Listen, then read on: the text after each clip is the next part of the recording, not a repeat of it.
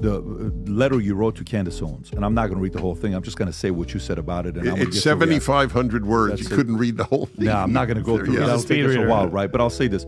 So Dennis Prager confronts Candace Owens on anti-Semitism in 15-page letter. Let me see where this is at, page 11. Let me go to it. Rob, let's see what we got. So it's going to take me about 30 minutes to read this, folks, so hang tight. Here we go.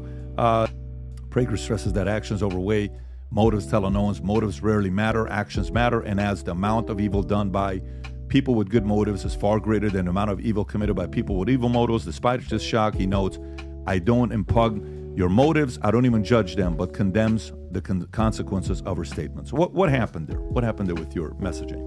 So there's a particularly difficult notion or situation, not notion, because Candace, I think, had her big opening with PragerU, and she worked with us until, I don't know, about 3-4 years ago.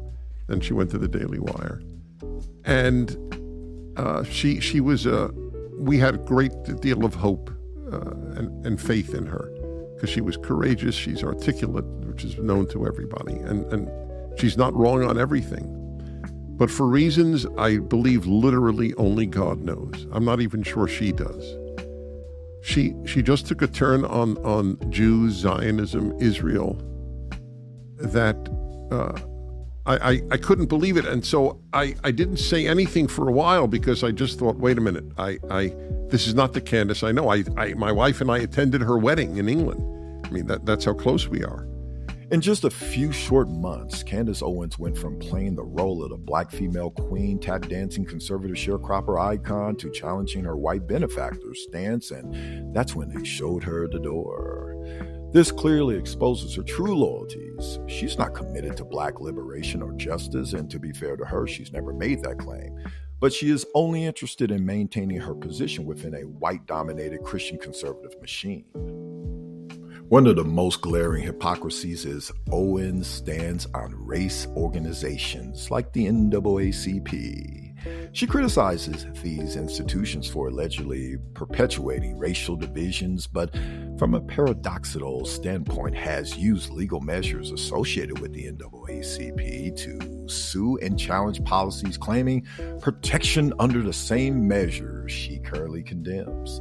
That's right, she used the NAACP to sue a school that she was attending on the grounds of racism and won. Yeah, but of course, we all know that her game is a grift from a grifting coon. You see, Candace was once a strident liberal Democrat, but she did the math in her head. Black feminist Democrats are a dime a dozen, but there are very few black female coons blatantly slandering their own people. She wouldn't just be a scarcity, but almost provocative and sexy to the average white Christian male. They would find her absolutely irresistible to not click and like her content. And because the white man is so needy, he will pay her constantly with a steady flow of white currency, just as long as she knows her place and continues to provide them a steady diet of coonery and white praise. At its core, Candace Owens exemplifies a rudimentary paradox, promoting white empowerment and conservative values, yet constantly employing rhetoric that dismisses genuine racial struggles.